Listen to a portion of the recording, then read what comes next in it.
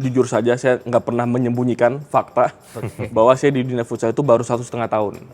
Saya bukan orang futsal, saya bukan orang olahraga, saya orang organisasi. Jadi keberhasilan kemarin adalah keberhasilan dari keluarga besar futsal Indonesia. Kita ini jangan cepat bangga karena udah juara Asia Tenggara. Kita ini mau di level Asia nih besok nih. Dunia olahraga termasuk futsal penuh kejutan. Mike, kalau saya boleh kasih masukan, Indonesia harusnya bukan bidding di 2026, tapi 2028. Tapi kenapa kita putuskan tetap bidding di 2026? Karena setelah kita bahas di internal, betul kita mau masuk Piala Dunia, betul. Tapi menurut saya lebih penting dari sekedar masuk Piala Dunia adalah membangun momentum futsal. Sejujurnya, kita nggak ada target. Gitu. Karena filosofinya tadi, federasi sama pelatih kepala jangan ngomong target, ngomongin persiapan. Halo Sobat Antara, selamat datang di redaksi olahraga.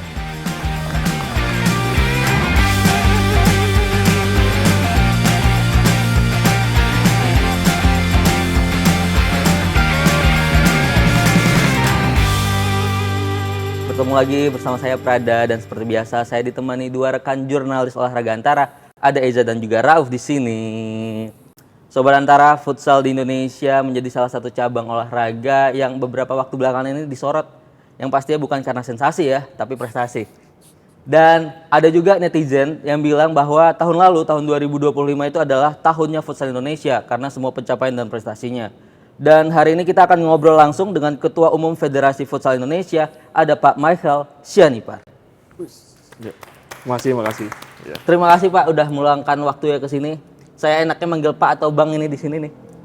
Bang boleh, Bro boleh, Bung boleh, bebas. Oke, siap Makasih Bang. juga udah diajak ngobrol di sini. Siap. Oke Bang, saya akan mulai dulu mungkin dari prestasi Timnas Futsal Indonesia terakhir yang di SEA Games di mana kita itu meraih emas pertama. Tentunya selamat dulu buat Bang Michael dan semua jajarannya. Ini prestasi yang membanggakan buat bangsa kita. Tapi pertanyaannya nih Pak, Bang, gitu kan, tantangan apa yang paling krusial ini ke depannya? Biar prestasi ini tuh nggak mandek di sini. Maksudnya nggak momentumnya ini doang gitu untuk selanjutnya. Oke, baik. Pertama saya juga ingin menyampaikan selamat. Selamatnya ini sebenarnya menurut saya untuk kalangan yang lebih luas lagi. Kita kalau di futsal itu punya tagline satu keluarga. Artinya kita sadar betul bahwa futsal Indonesia itu sangat luas. Ibaratnya mata rantai. Federasi itu cuma satu mata rantai doang. Tapi ada klub, ada akademi, ada sekolah, kompetisi pelajar. Jadi yang saya sangat senang dengan hasil emas SEA Games kemarin itu adalah kita bisa melihat ini kerja keras banyak orang yang sudah dipupuk bertahun-tahun. Banyak pemain-pemain ini kalau ditelusuri latar belakangnya, dukungan keluarga pada saat mereka masih pelajar, ikut kompetisi. Dan banyak sekali kompetisi swasta juga yang dulu diselenggarakan di level SMA sampai dengan sekarang juga ada. Jadi kami punya keyakinan di futsal bahwa semua stakeholders ini harus kita libatkan. Kalau enggak nanti prestasi kita nggak maksimal. Gitu. Jadi keberhasilan kemarin adalah keberhasilan dari keluarga besar futsal Indonesia. Nah bicara soal tadi tantangan ke depan, saya juga dengan teman-teman, dengan pelatih kepala, dengan para pemain, kita juga sudah ada yang ngobrol juga bahwa di Timnas di futsal Indonesia ini kita juga jangan sampai cepat puas. Tentu kita sangat bangga, sekali lagi sangat bangga dan mengapresiasi hasil tahun lalu. Tapi sebenarnya di atas langit masih ada langit lagi. Sebenarnya kompetisi-kompetisi yang lebih tinggi, yang lebih menantang itu masih banyak. Dan menanti, salah satunya adalah Piala Asia, Piala AFC Futsal yang akan kita selenggarakan, Indonesia jadi tuan rumah, sekitar 2-3 minggu lagi. Jadi jangan sampai kemenangan itu membuat kita terlena. Jangan sampai kita cepat puas, kita harus selalu ada rasa lapar dan harus selalu berkembang. Itu tantangan terbesar justru dari diri kita sendiri. Tapi berarti bisa dibilang ini baru titik awal ya dari Federasi Futsal Indonesia apa gimana Pak?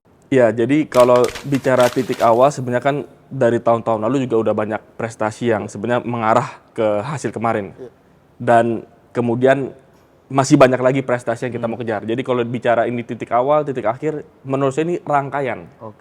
Jadi saya nggak bisa bilang oh ini titik awal dari kejayaan futsal. Menurut saya futsal kita udah berjayanya itu karena kerja bertahun-tahun. Tapi buah-buah yang lebih mencoloknya itu kebetulan kelihatan di 2025 kemarin. Sebelumnya juga ada, tapi mungkin belum semencolok yang akhir tahun kemarin. Dan ke depan masih akan banyak buah-buah yang akan kita nikmati, yang akan kita dapatkan lagi. Jadi ini sebenarnya rangkaian panjang yang terus kita bangun. Oke. Dan kita tahu juga kan Bang Michael ini belum lama di Federasi Futsal Indonesia gitu kan. Tapi kalau secara keseluruhan nih Bang Michael ngelihatnya itu apa sih perbedaan timnas futsal kita di SEA Games kemarin sama yang sebelum-sebelumnya mungkin akhirnya yang tahun ini nih yang bisa emas gitu. Dari POV dari ketua umum nih gimana? Baik. Ya, saya di dunia futsal jujur saja saya nggak pernah menyembunyikan fakta bahwa saya di dunia futsal itu baru 1,5 tahun. Saya bukan orang futsal, saya bukan orang olahraga, saya orang organisasi. Oke. Jadi pada saat itu 2024 Ketua Umum Federasi Futsal sebelumnya Pak Haritanu Suribyo, beliau sudah menjabat 10 tahun.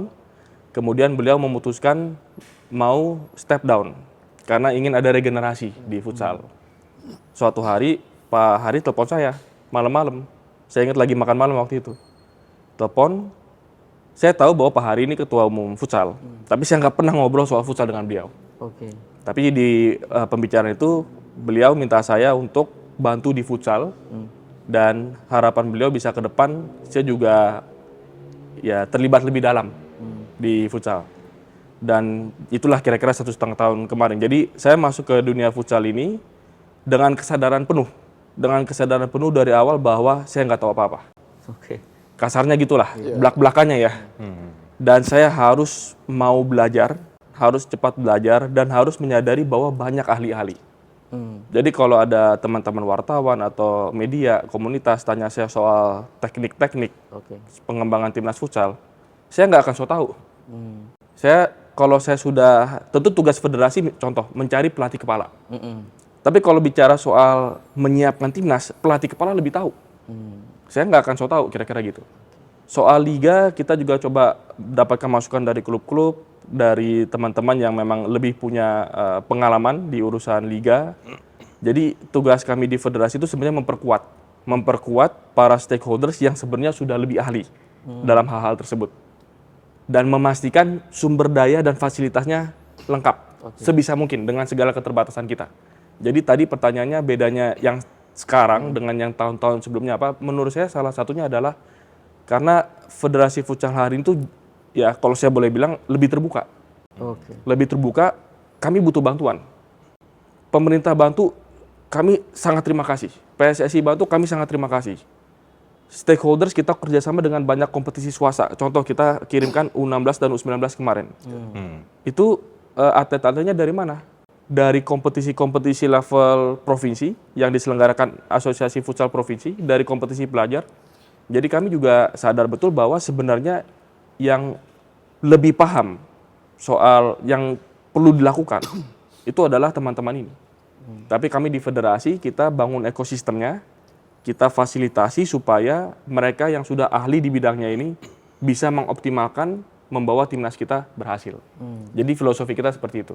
Ini jadi Bang Michael tadi kan disinggung soal betapa Bang Michael masih baru dan bahwa PSSI juga punya peran di dalam roda organisasi yang besar ini. Berapa hari lalu kan Bang Michael ini menegaskan FFI Federasi Futsal Indonesia adalah part of PSSI.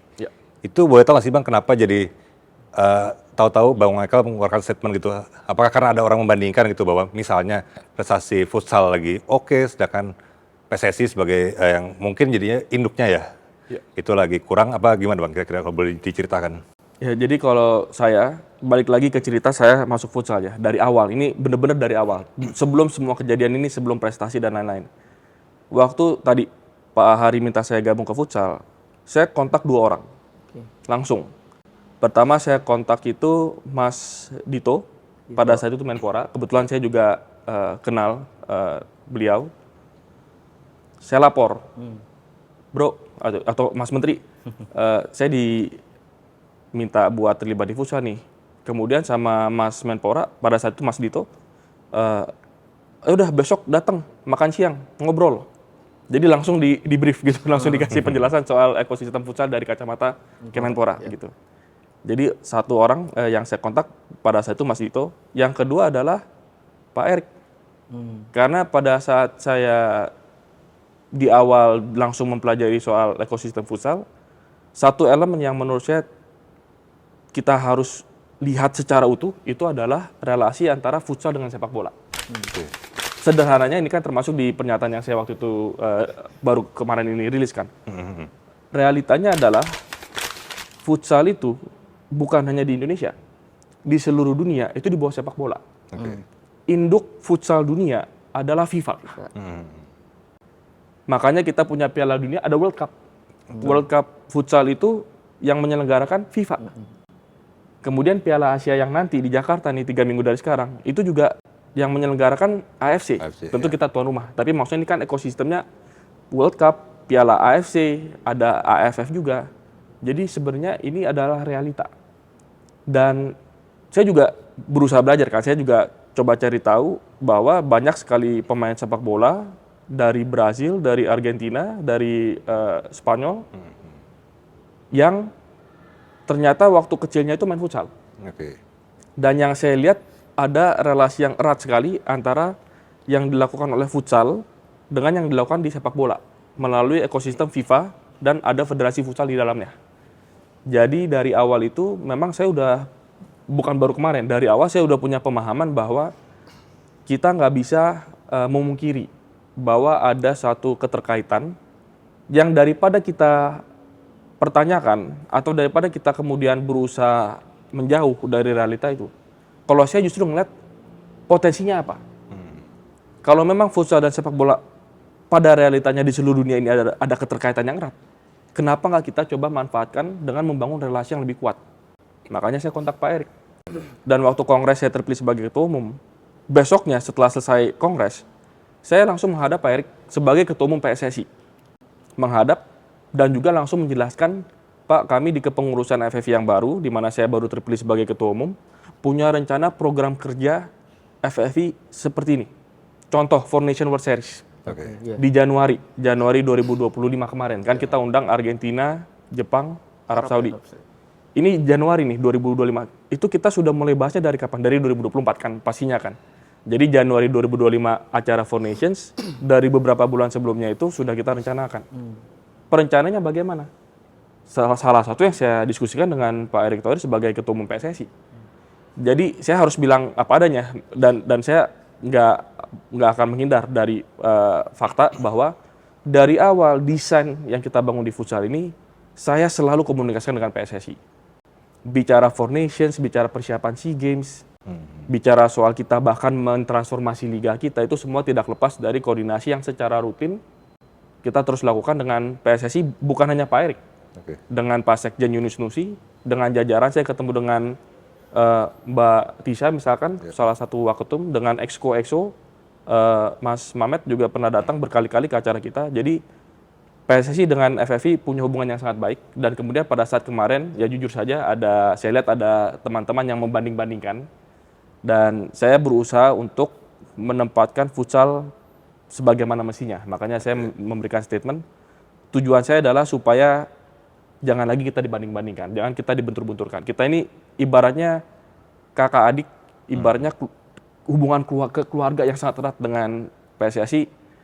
Jangan sampai ada kesan seolah-olah kita ini retak, sama sekali enggak. Hubungan kita sangat baik. Oke. Bang, kalau mau flashback di SEA Games nih Bang.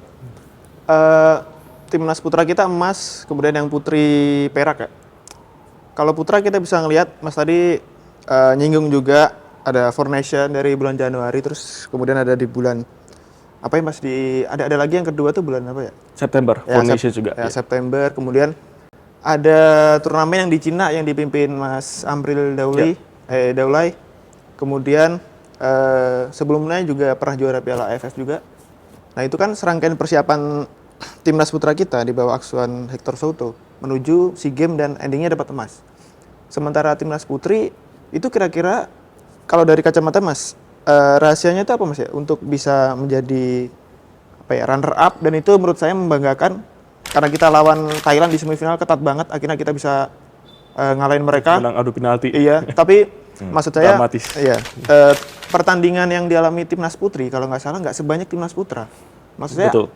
apa kuncinya mereka bisa step up sampai bisa jadi runner up gitu Mas? Ya, nah ini saya juga bicara apa adanya ya. Salah satu persiapan yang sangat signifikan, ini saya belak-belakan aja, bahwa kita punya liga.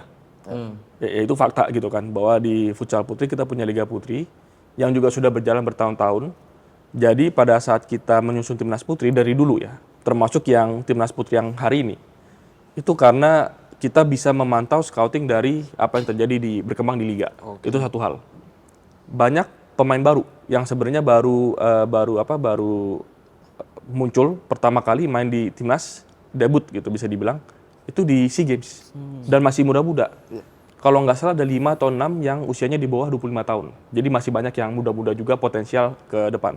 Dan ini yang saya diskusikan juga dengan Coach Luis. Coach Luis adalah pelatih kepala kita di Timnas Putri. Coach Luis masuk itu akhir 2024, Desember 2024 beliau masuk. Dan memang kita mengkontrak untuk persiapan SEA Games. Dan saya juga bilang ke Coach Luis, kita berikan kepercayaan penuh kepada Coach Luis sebagai pelatih kepala untuk mendesain kembali Timnas Putri. Dan liga kita berjalan, dan dari tim kepelatihan Putri juga memantau, kemudian dipanggil TC dari calon-calon itu, dan menurut saya Coach Luis juga berhasil merangkai tim yang sangat baik kemarin. Dan saya juga harus akui bahwa perhatian kita dari federasi ke Timnas Putri ini memang belum sebanyak seperti ke Putra. Menurut saya ini realita yang dialami banyak olahraga ya, bukan hanya di futsal. Dan ini satu hal yang ke depan saya berusaha untuk bisa memberikan lebih. Kalau Putra ada Four Nations, kok Putri nggak ada misalkan gitu ya. Kalau Putra liganya panjang, Putri liganya lebih pendek, tapi tentu kan masalah biaya juga kepada para klub-klubnya. Tapi saya yakin, keyakinan kami di federasi adalah Timnas Putri kita juga punya potensi yang luar biasa. Kalau kita bisa memfasilitasi, nah kembali tadi filosofinya, bahwa kehadiran federasi kita memfasilitasi. Kalau kita bisa memfasilitasi, membantu dengan desain yang lebih baik untuk pengembangan Timnas Futsal Putri, saya yakin besok juga bisa mengejar prestasi seperti Putra, bahkan bisa mendapatkan emas. Bukan saya mau kasih beban, ekspektasi yang berlebihan, tapi saya rasa secara mentalitas dan juga secara potensi bisa. Tinggal sekarang persiapan seperti apa yang kita melakukan. Kalau SEA Games kemarin Perak itu pun sudah sejarah ya, prestasi terbaik bagi Timnas Putri. Tapi pertanyaan kami di federasi, bagaimana caranya besok bisa dapat emas? Dan ini satu juga filosofi yang saya juga coba terapkan di internal kami di federasi. Kita sebagai federasi jangan terlalu sibuk kasih target ke orang. Pelatih kepala, kamu harus nanti Piala Asia masuk semifinal atau masuk final. Putri harus begini. Kita juga harus tanya ke diri sendiri, memangnya federasi lakukan untuk membantu mereka bersiap-siap apa? Keren ini. Ya, Keren Bang Brada. keren. Jadi kalau kita pasang target, kalau saya bilang nih, Hector, targetnya besok final. Dia Hector kan belak-belakan. Kalau Dia balas ke saya tuh bisa ngamuk dia. Oh iya. Iya. Maksudnya dia akan bilang, lu kasarnya lu gila lu. Lu realistis lah kira-kira gitu. Persiapan kita kayak gimana? Poinnya adalah kita nggak bisa memberikan target ekspektasi kalau kita nggak bicara persiapan yang kita lakukan. Jadi menuju Piala Asia, nah saya juga bahkan sudah dari beberapa bulan yang lalu sampaikan, SEA Games, bahkan Four Nations World Series yang kita lakukan 2 kali, bahkan yang di China, orang kan juga tanya di China itu tim A, tim B, gitu. Kita nggak pakai istilah tim A, tim B ya, tapi dengan ada tim yang bukan biasa digunakan, kita berangkat ke China, itu juga meningkatkan persaingan di internal supaya para pemain timnas juga sadar bahwa talent poolnya besar. Jadi semua yang kita lakukan itu persiapan kita menuju Piala Asia. Saya kalau di dalam itu jujur saya sebenarnya kemarin jarang bicara SEA Games. Karena kami di federasi melihat SEA Games itu adalah batu loncatan berikutnya ke Piala Asia. Jadi kalau kita dapat emas kemarin, tentu sekali lagi saya sangat bangga dan sangat senang, sangat mengapresiasi. Tapi jangan cepat puas karena bukan itu target kita. Karena yang kita mau targetkan ini adalah di Piala Asia. Dan setelah Piala Asia, next-nya langsung apa? Persiapan 2028 Piala Dunia. Jadi jangan kita cepat puas dengan prestasi yang sudah didapatkan di satu titik karena ini rangkaian. Rangkaian yang sudah kita rancang gitu. Mas, berarti tadi yang Timnas Putri kuncinya Liga ya? Salah satunya, pastinya Liga, dan sekarang saya juga lagi mendorong kompetisi level pelajar putri. Tapi bakal ada Four Nations versi putri nggak nanti? Mungkin tahun ini, tahun depan? Nah, ini pertanyaan balikan ke soal budget. Memang kita lagi sudah menyusun, sebenarnya kita sudah menyusun budget untuk di 2026 ini. Itu yang masih kita cari. Tapi maunya saya harus ada. Karena Thailand, contoh Thailand itu kenapa bisa kuat? Karena mereka setiap tahun tuh ada kompetisi seperti Four Nations, bahkan untuk putri. Itu tuh. Vietnam yang kemarin emas, mereka itu TC-nya sampai ke Spanyol, putri. Jadi baik putra dan putri ya, saya rasa bukan hanya putri. Kadang-kadang kan kita bilang, oh Vietnam begini, kok kemarin putra sempat kalah dengan Vietnam dan seterusnya. Menurut saya realitanya di Asia Tenggara, negara-negara lain juga sedang tambah serius Oke. persiapan futsalnya. Jadi kita jangan terlena karena saya tahu betul Thailand mereka sudah dikalahkan Indonesia beberapa kali. Saya kemarin duduk sebelahan dengan ketua Federasi Futsal Thailand. Saya bisa ngelihat ekspresi beliau. Saya tahu betul bahwa pasti Thailand akan berusaha bangkit lebih serius lagi. Vietnam juga sama. Malaysia juga kemarin di luar ekspektasi hasilnya juga baik. Jadi kita jangan terlena, kita harus bersiap. Dan itu Mas Bang, tadi soal pendanaan. Yang pastinya itu kan pendanaan ada dibantu sama PSSI ya. Secara keseluruhan yang saya tahu itu kayak di Portugal itu sama di bawah PSSI-nya futsalnya. Itu tuh hanya dikasih kalau nggak salah 10% dari dana keseluruhan buat olahraga di bawah PSSI itu. Dan buat di Indonesia sendiri gimana Bang? Apakah emang sekecil itu atau emang kalau tadi Abang bilang kita masih mencari berarti kan emang masih kurang gitu ya? Bagaimana? Ya, tentu bicara soal anggaran, saya juga harus fair. Kalau bicara soal kurang-kurang, kan semua orang pasti akan bilangnya kurang gitu ya. Menurut saya, futsal tahun ini dibandingkan tahun-tahun sebelumnya sudah jauh lebih baik. Dari sisi total pendanaan yang kita kelola untuk membangun futsal. Tapi kalau ditanya cukup atau enggak, ya maunya kita banyak. Maunya kita masih ke sini, ke situ. Contoh, Timnas Putra juga ada rencana TC ke Spanyol. Oke. Kita juga mau ikut kompetisi di Brazil. Kan itu juga ada biaya. Iya. Putri juga saya juga tadi punya keyakinan juga kita nggak boleh jomplang. Putri pun juga kita harus investasi lebih serius lagi. Tapi sekali lagi ya kalau bicara kurang-kurang ya pasti selalu akan kurang. Makanya kita berusaha ajak kolaborasi dari swasta, penyelenggara kompetisi di swasta, kemudian teman-teman kita di daerah-daerah juga. Dan bicara soal PSSI, dan saya juga sangat berharap memang ekosistem futsal dan sepak bola ke depan itu bisa lebih nyambung lagi. Tadi kan Mas Prada bilang, oh kalau di Portugal itu futsal bisa dapat 10% dari anggaran federasi sepak bolanya. Ya kalau saya sebagai federasi futsal, kami juga nggak ingin menuntut. Kami dibantu saja sudah sangat terima kasih. Benar-benar sangat terima kasih. Karena sebelum-sebelumnya mungkin belum sedekat ini hubungan kita. Yang kita perlu lakukan ke depan itu memang bangun trust. Bangun trust antara ekosistem futsal dengan ekosistem sepak bola.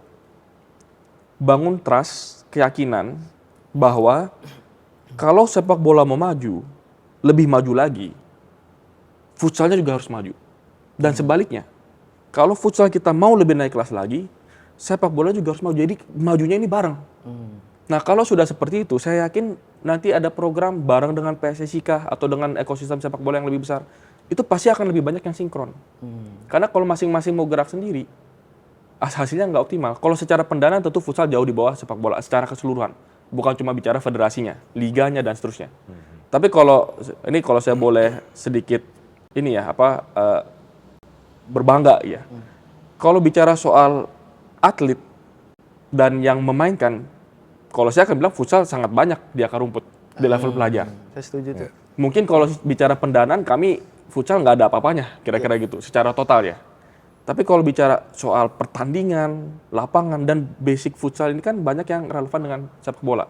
Kenapa nggak ini disinkronkan? Kenapa ini nggak dipertemukan? Itu yang harapan saya dan kenapa sekali lagi kami dengan PSSI, saya dengan Pak Erik sangat respect dan kami punya satu pemahaman bahwa demi kebaikan kita bersama, memang harus punya hubungan yang erat. Bang, sebelum kita pindah ke topik lain Bang, yang di SEA Games kemarin, ketika kita meraih emas, itu ada yang viral Bang. Itu omongan Mas soal jangan mewawancari saya, wawancara pemain aja, ini panggungnya pemain. Itu boleh dijelasin nggak Mas? Soalnya ada netizen yang banding-bandingin sama siapa Bang Prada? Yang terakhir kita wawancara. Jadi kalau saya pertama nggak ada niat untuk viral juga, nggak ada niat sama sekali.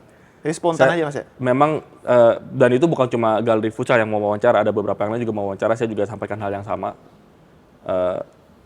Karena kenapa? Ya memang pada saat itu saya memang merasa, ya memang saya melihat ya teman-teman lagi Euforia ya. meriah. Ya saya melihat peran federasi di belakang layar aja. Saya rasa itu keyakinan yang saya punya pada saat itu ya. Jadi saya memang pada saat itu nggak mau ikut ada muncul pada saat itu sih. Berarti artinya waktu final itu nggak masuk ruang ganti ya Mas? Ya saya nonton saya nonton dengan Federasi Thailand juga ada. Saya dari atas saya teriak-teriak nyemangatin. Oh dari atas ya? Iya. Saya juga teriak pada saat ini break kan juga tukeran ini ya bench ya. Itu juga saya dari atas, ayo semangat gitu juga ada. Oh, oke. Dari atas. Ya pokoknya. kita Cuman nggak tetap langsung. federasi kan harus memberikan semangat kepada timnas. Nah, kita ngomong ke tadi kan Abang bilang targetnya itu Piala Dunia ada bukan SEA Games aja gitu kan. Berarti kan itu udah kayak tersusun di roadmap peta jalannya. Apakah sebenarnya peta jalan ini udah disiapkan dari awal Abang ini apa meneruskan dari yang sebelumnya gitu bahwa emang tujuan akhirnya itu Piala Dunia nanti gitu. Iya. Kalau peta jalan itu roadmap, kalau secara dokumen fisiknya kita belum punya. Jadi sebenarnya masih lebih ke konsep-konsep yang kita bicarakan. Dokumen fisiknya belum punya bukan berarti kita nggak punya. Di dalam rapat-rapat, di dalam interaksi kita selalu bicarakan what's next, dan juga jangka panjang. Dan kalau ditanya tadi apakah kita peta jalannya melanjutkan yang sebelum-sebelumnya, sekali lagi menurut saya futsal itu jauh lebih besar daripada kita di federasi. Dan federasi futsal juga menurut saya juga jauh lebih besar daripada saya sebagai individu di dalamnya. Poinnya adalah bahwa membangun futsal ini kerja banyak orang dan bertahun-tahun. Jadi kalau kemudian kami klaim keberhasilan SEA Games kemarin karena peta jalan yang kita buat atau menuju Piala Dunia kita rancang kemudian katakan berhasil ya 2028 masuk Piala Dunia karena peta jalan yang federasi buat. Saya juga nggak ingin mengecilkan peran dari banyak sekali pihak. Oke. Tentu tugas federasi adalah meramu di level atasnya, merangkum di level atasnya. Hal yang sudah luar biasa dilakukan oleh teman-teman di akar rumput, oleh pemain dan keluarganya, oleh komunitas pelatih, wasit, match commissioners yang terlibat selama ini. Jadi selalu kita bicara ini ekosistem futsal, keluarga besar futsal. Dan ibaratnya kalau keluarga kan kalau anaknya berhasil, yang merayakan siapa? Ayah, ibunya, iya, tapi kakek neneknya juga iya, paman, tantenya segala macam iya juga. Tetangga juga mungkin ya, karena semua punya kontribusi terhadap anaknya berhasil. Tapi, nah ini ada tapinya apa? Tapi saya tetap harus mengakui bahwa, misalkan analogi keluarga tadi, kepala keluarganya adalah federasi. Tentu ayah, ibu, kakek, nenek semua berjasa dalam anaknya bisa lulus SMA misalkan atau bisa jadi orang yang sukses di masa depannya. Tapi tetap harus ada pihak di dalam ekosistem ini yang menunjukkan leadership. Dan saya tetap lihat bahwa federasi punya peran itu. Tapi jangan sampai kita merasa kita yang mengendalikan segalanya atau kita yang berkontribusi paling besar untuk segalanya. Oke. Gitu. Nah ini Bang Michael, penasaran dikit tadi kan Bang Michael cerita soal betapa besar ekosistem futsal gitu kan, akar rumput, terus liga pun kalau saya lupa deh ada berapa kasta juga kan liga profesionalnya. Ya.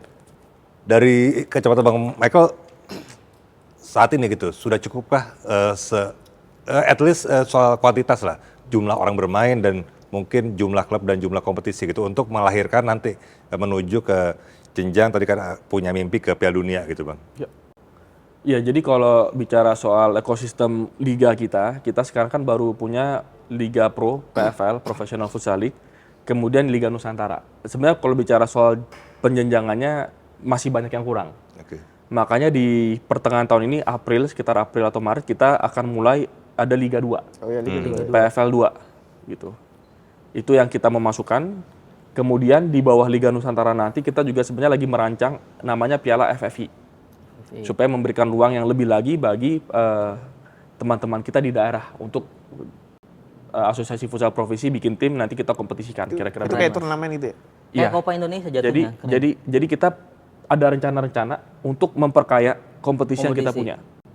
Bahkan di Liga Pro sendiri kalau dulu kan cuma satu piala. Tapi kalau ini udah mulai dari tahun lalu, kita punya 3 piala sekarang.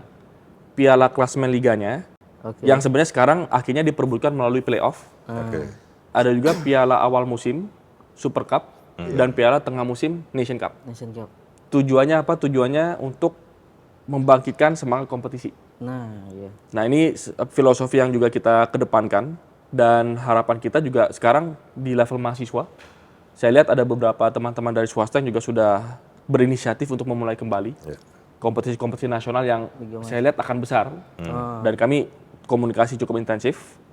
Ada Campus League, ada NCFS, ada Liga Mahasiswa. Di level pelajarnya juga ada banyak. Dan saya juga dorong supaya teman-teman yang kompetisi pelajar juga bikin untuk putri. Oke. Karena kadang-kadang kalau ada kompetisi level pelajar atau kampus itu ya untuk putranya aja. Tapi kita lagi dorong juga untuk putrinya juga ada. Jadi saya setuju bahwa kompetisi ini di berbagai jenjang ini kita harus perbanyak. Karena yang mainnya banyak. Faktanya kita bukan bikin-bikin event-event doang, enggak. Realitanya yang mau main banyak kok di bawah. Potensinya banyak.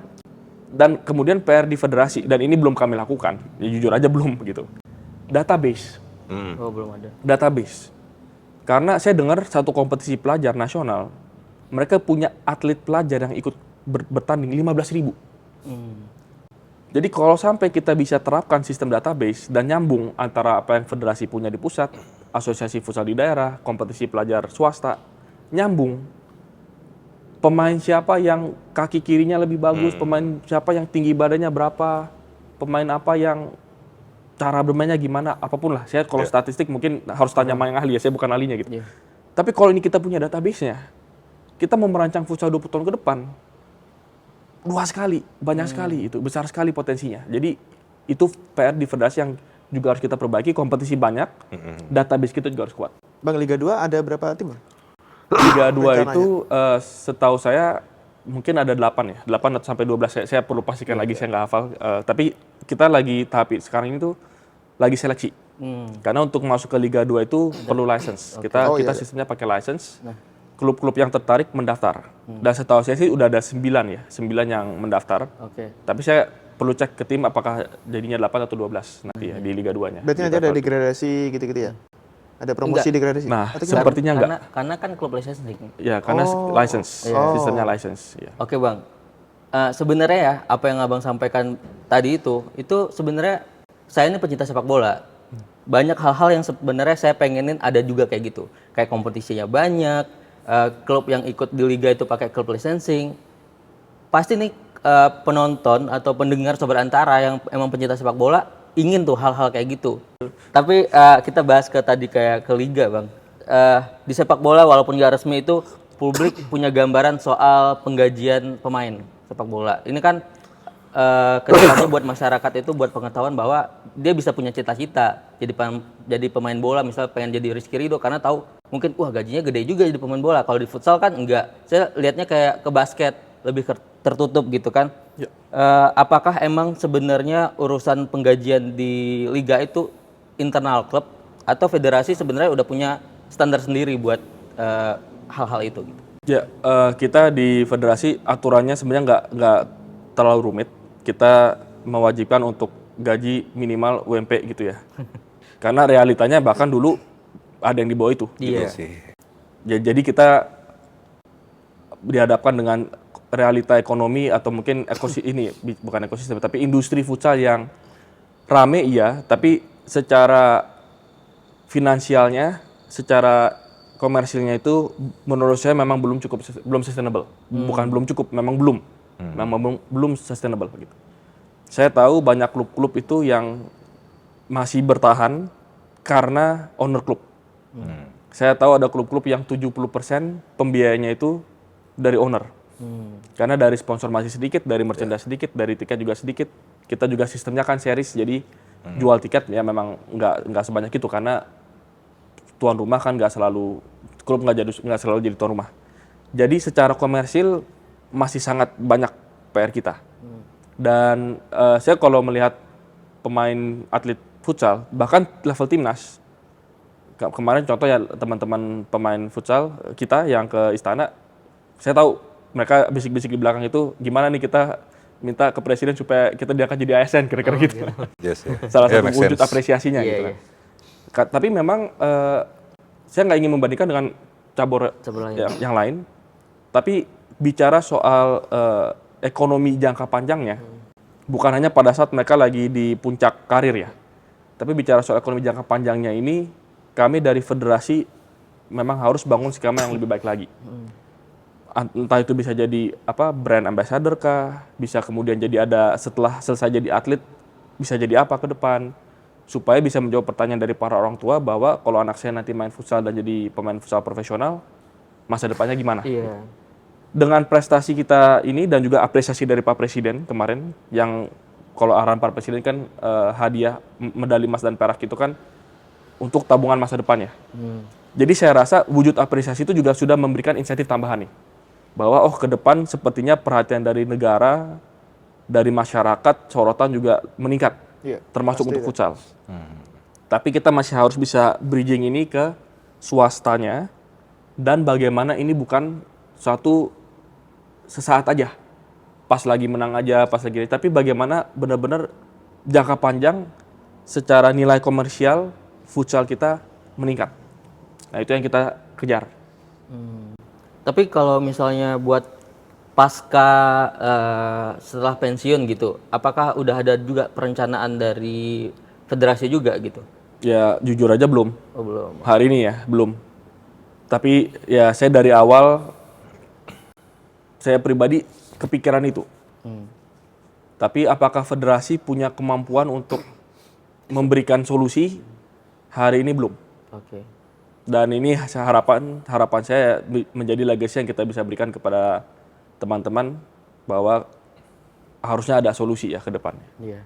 Tapi kalau dari Bang Victor, Bang Michael ini Bang, tadi kan Bang Michael bilang secara komersil belum wangi lah ibaratnya, belum manis gitu.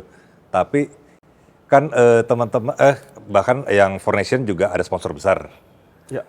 Nah, seberapa yakin Bang Michael ini ke depan di bawah kepengurusan Bang Michael, tadi futsal nih secara dimainkan banyak, tapi juga itu Bang, juga bernilai ekonomi gitu. Pelan-pelan walaupun dikit-dikit bisa mengurangi mungkin ketergantungan sama pemilik klub gitu kan. Ya. Harapannya gitu.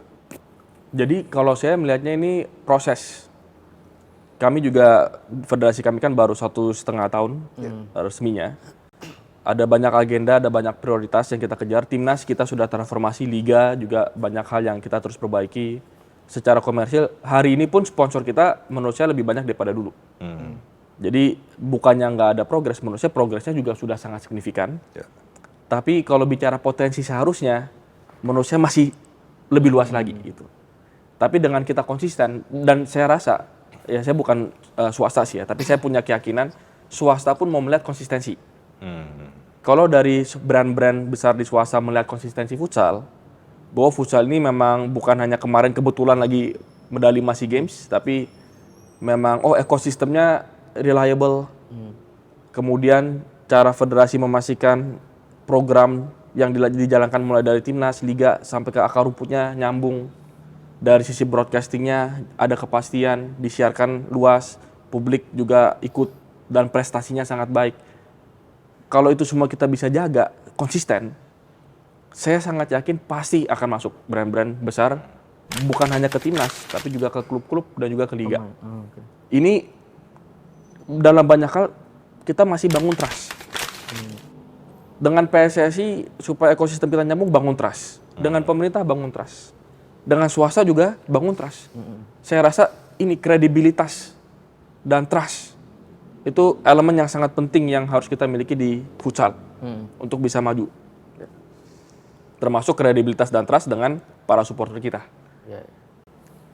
Oke, kita sekarang geser Bang ya ke yang event yang bentar lagi bakal berlangsung di Indonesia, yaitu Piala Asia Timnas Futsal. Ini sebenarnya peluang besar buat kita atau jadi beban besar, karena kita tahu juga Piala Asia ini nggak masuk sebagai syarat buat ke Piala Dunia kan, karena Piala Dunia itu kalau nggak salah saya 2027 ya. 2028. 2028 Piala Asianya gitu.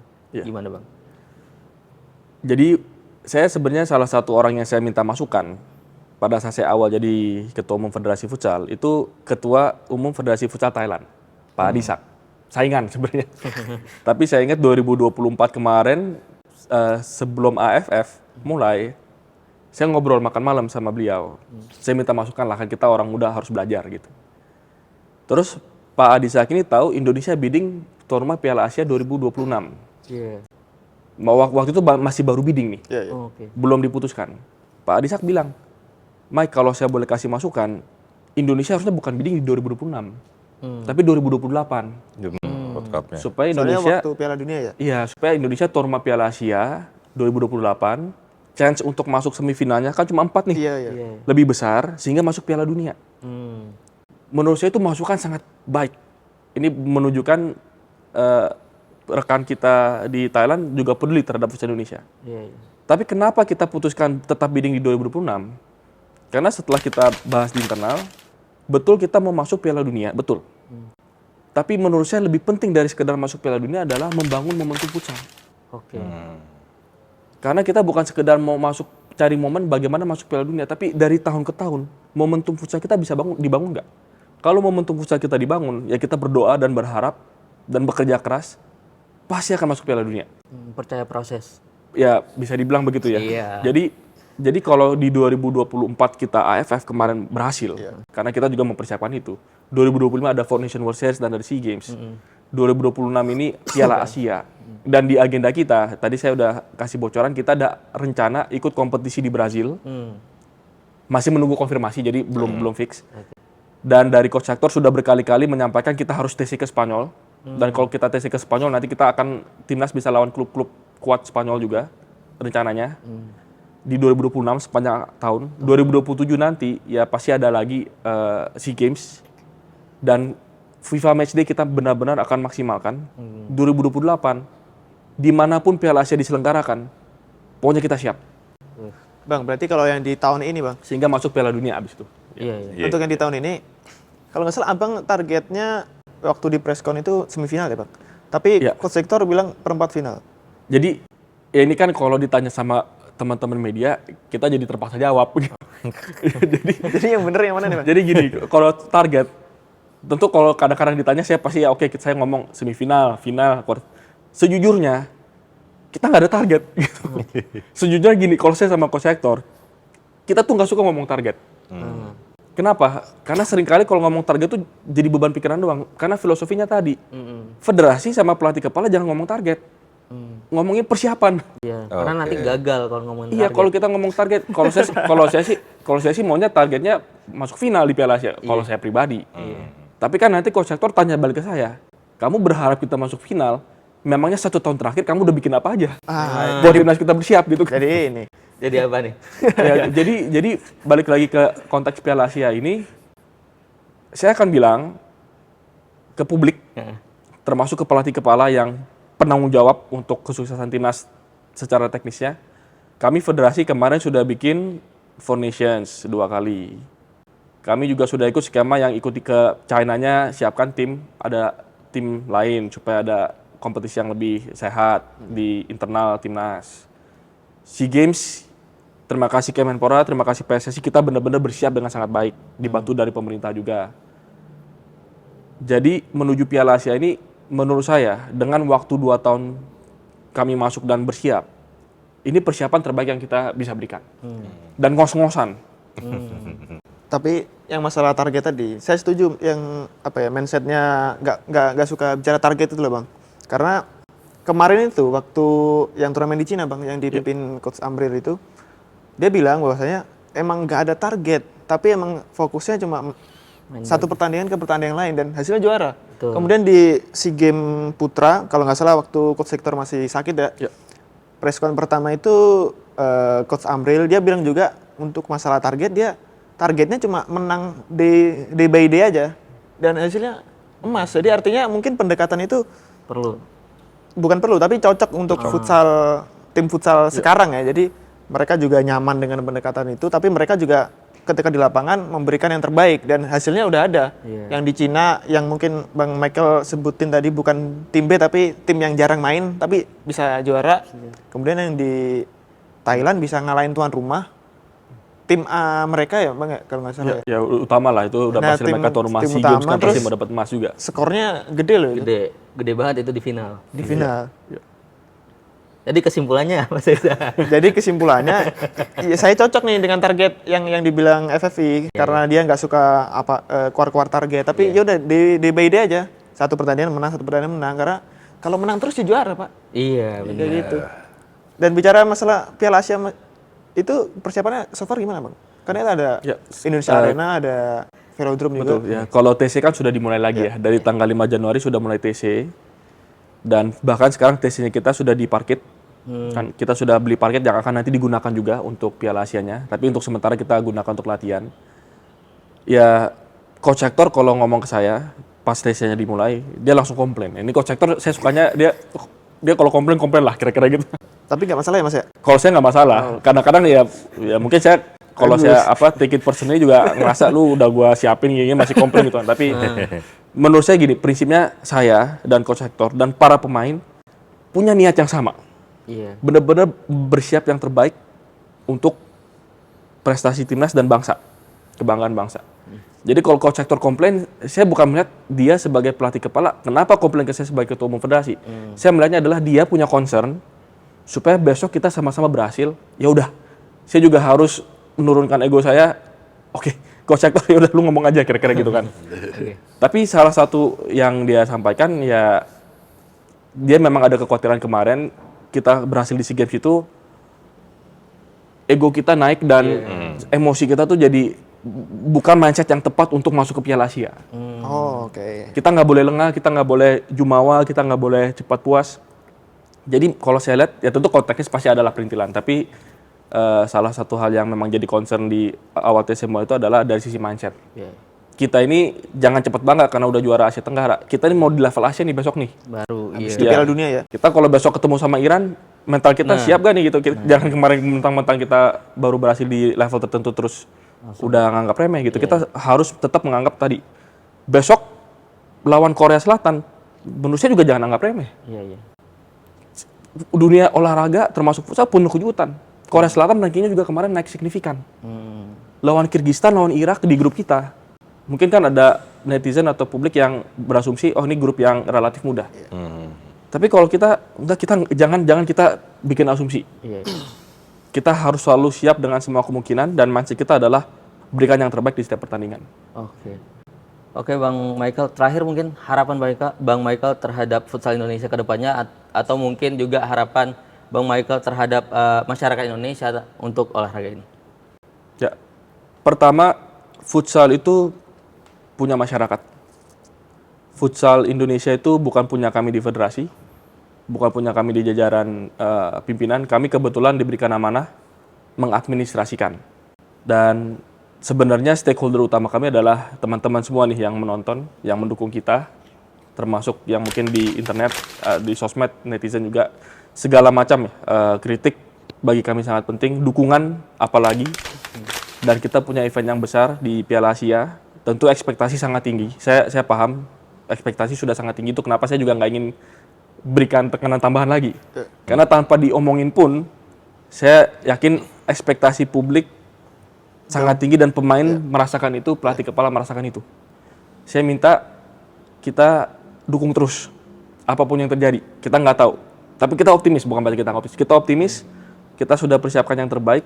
Futsal kita ini luar biasa, punya potensi yang besar.